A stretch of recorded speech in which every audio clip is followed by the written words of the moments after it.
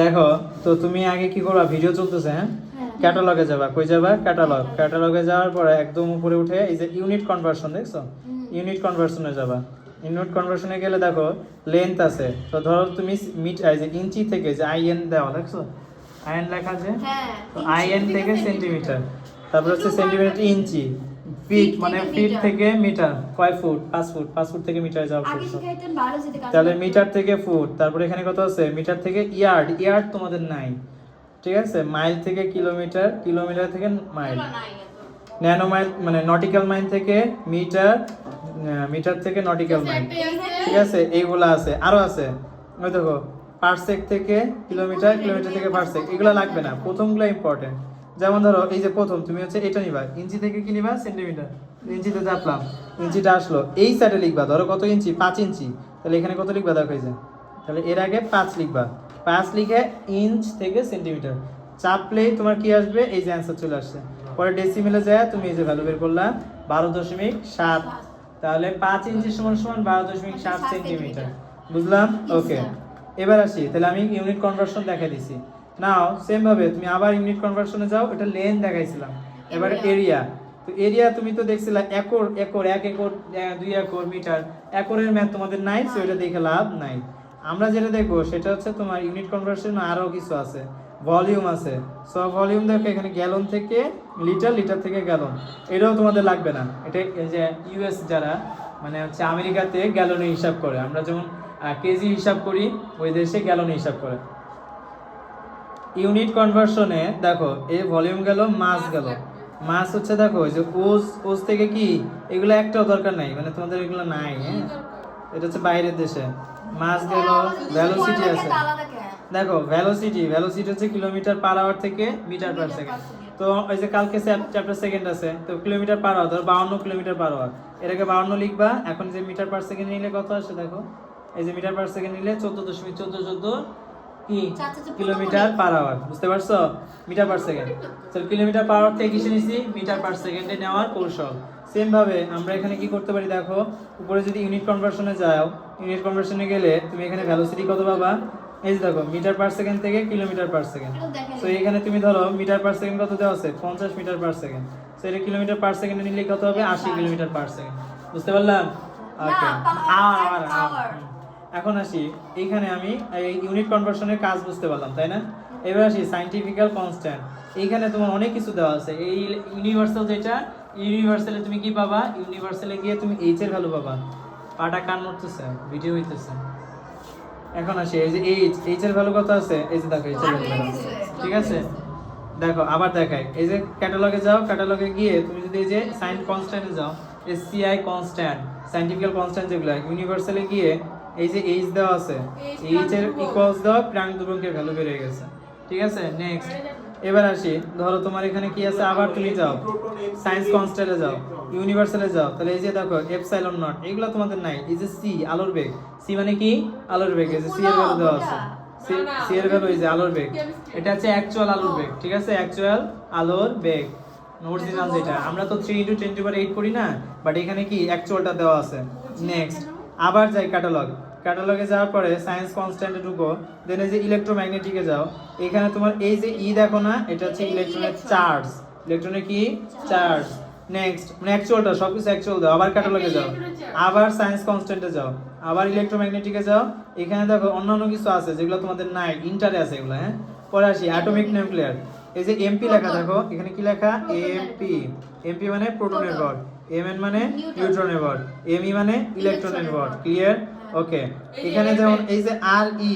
ই হচ্ছে রেডিয়াস, একটি first shell ইলেকট্রনের রেডিয়াস, তারপরে হচ্ছে এ নট হচ্ছে পরমাণু রেডিয়াস, হ্যাঁ, MP, P for proton, M for mass, তাহলে যে এম, এই যে এম চাপলাম, ওকে দিলাম, এই যে আসলো কি আমার প্রোটনের মাস মানে ভর, কিসে আসছে, কেজিতে আসছে, কিসে আসছে, কেজিতে, ওকে গেল। এরপর আসি, তারপর তুমি যাবে হচ্ছে সায়েন্সের কনস্ট্যান্ট, হ্যাঁ, 1000 দ্বারা কেজি থেকে গ্রামে নিতে পারো না, ভাগ করব না, গুণ করতে হয়, গুণ গেল। এবার আসি অ্যাটমিক গেল,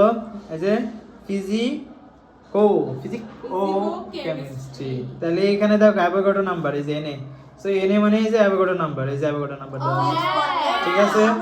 ওকে নেক্সট তারপরে ধরো এই যে আবার সাইন কনস্ট্যান্টে যাও আবার ফিজিক্স কেমিস্ট্রিতে যাও এখানে তোমার আর তেমন কিছু লাগে না এগুলো সব এই যে ইয়াতে তোমার কি বলে ইন্টারমিডিয়েটে লাগবে আর লাগবে না এখানে অ্যাডপ্টেড ভ্যালু আছে অ্যাডপ্টেড ভ্যালুর মধ্যে এই যে এটিএম তাহলে এই যে 1 এটিএম এই যে এখানে 1 দাও 1 লিখে দেন তুমি চাপ দাও এই যে 101325 তাহলে এক তো প্যাসকেল ঠিক আছে পারবো ওকে সো এই আর কি এখন তোমার ইউনিট কনভার্সন সায়েন্স কনস্ট্যান্ট সবই বুঝলাম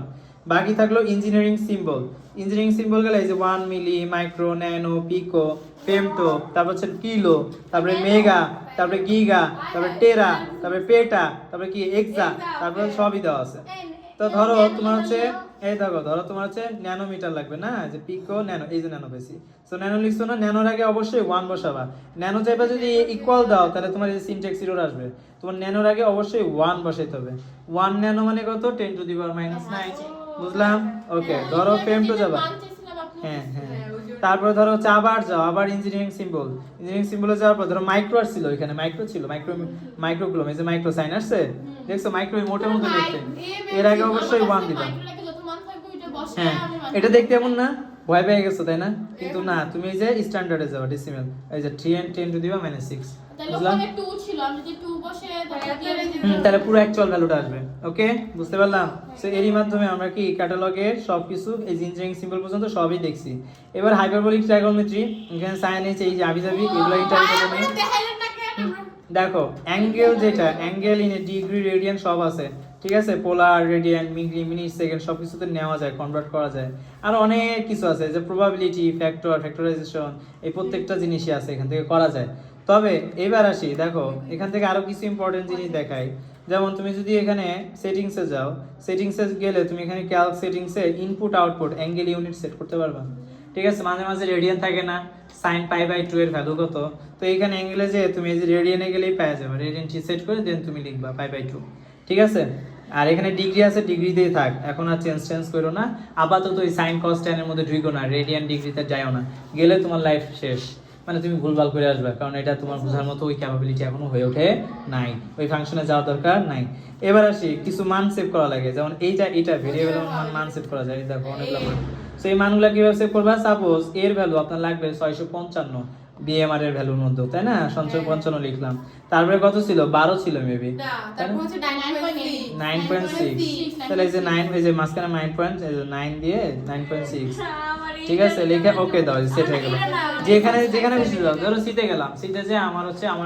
আমার রোলটা লিখবা ধরো 3040 ওখানে যায় 3040 চাপ দিলেই হয়ে যায় দেখো সেভ হয়ে আছে এবারে যেখানে ভেরিয়েবলে যাও সব মানে যে এখন আছে দেখলা